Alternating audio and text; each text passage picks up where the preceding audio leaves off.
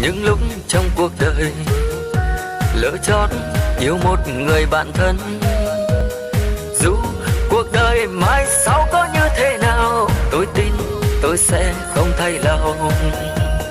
Nếu đã chót lỡ yêu một người, tương lai dù cho có ra sao, dù ngoài trời mưa tuôn bão giông thế nào, đã yêu đừng nên dối gian nhau.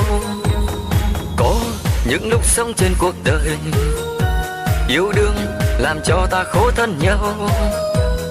Dù chuyện đời làm tâm trí ta dối bời, yêu đương là chuyện của nhân gian. Nếu biết trước trái tim u buồn, khi ta vương phải sợi dây tình, tình là gì làm ta vướng thêm tơ lòng. Xin em hãy yêu, yêu thật lòng.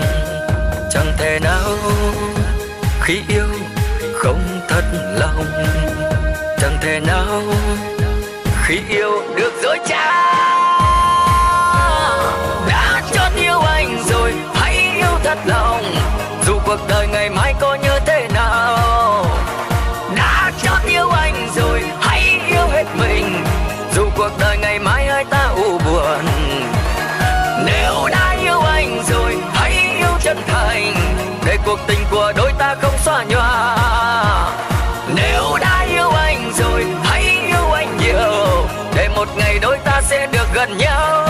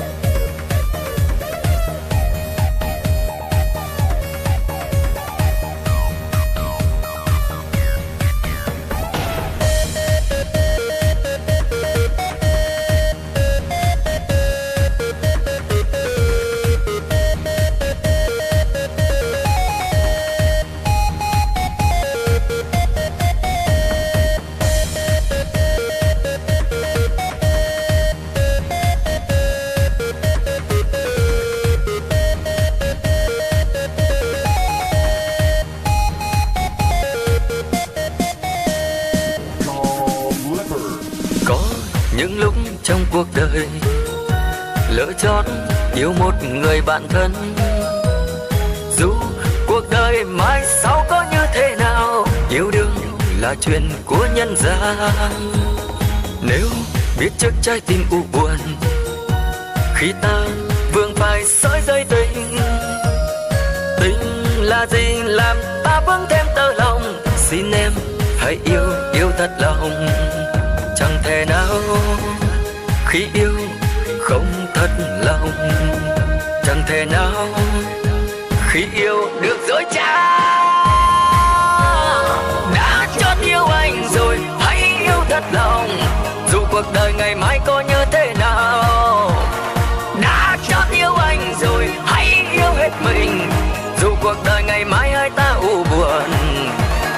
Nếu đã yêu anh rồi hãy yêu chân thành, để cuộc tình của đôi ta không xóa nhòa. Nếu đã yêu anh rồi hãy yêu anh nhiều, để một ngày đôi ta sẽ được gần nhau.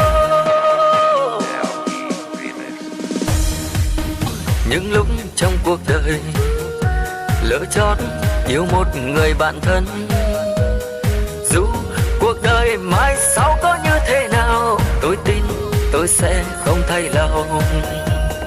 Nếu đã chót lỡ yêu một người, tương lai dù cho có ra sao, dù ngoài trời mưa tuôn bão giông thế nào, đã yêu đừng nên dối gian nhau. Có những lúc sống trên cuộc đời, yêu đương làm cho ta khổ thân nhau. Dù chuyện đời làm tâm trí ta dối bời, yêu đương là chuyện của nhân gian. Nếu biết trước trái tim u buồn, khi ta vương phải sợi dây tình, tình là gì làm ta vướng thêm tơ lòng. Xin em hãy yêu, yêu thật lòng. Chẳng thể nào khi yêu không thật lòng, chẳng thể nào khi yêu được dối trá. Đã chót yêu anh rồi hãy yêu thật lòng, dù cuộc đời ngày mai có như thế nào. Đã chót yêu anh rồi hãy yêu hết mình, dù cuộc đời ngày mai hai ta u buồn. Nếu đã yêu anh rồi hãy yêu chân thành, để cuộc tình của đôi ta không xóa nhòa. Nếu đã yêu anh rồi hãy yêu anh nhiều, để một ngày đôi ta sẽ được gần nhau.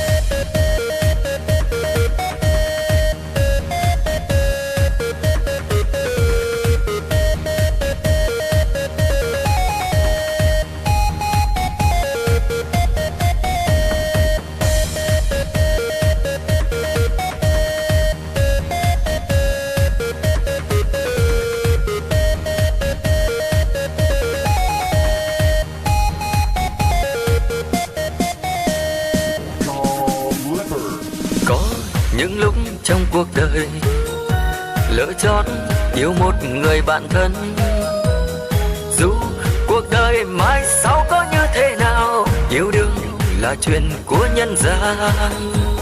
Nếu biết trước trái tim u buồn khi ta vương phải soi dây tình, tình là gì làm ta vững thêm tơ lòng. Xin em hãy yêu yêu thật lòng, chẳng thể nào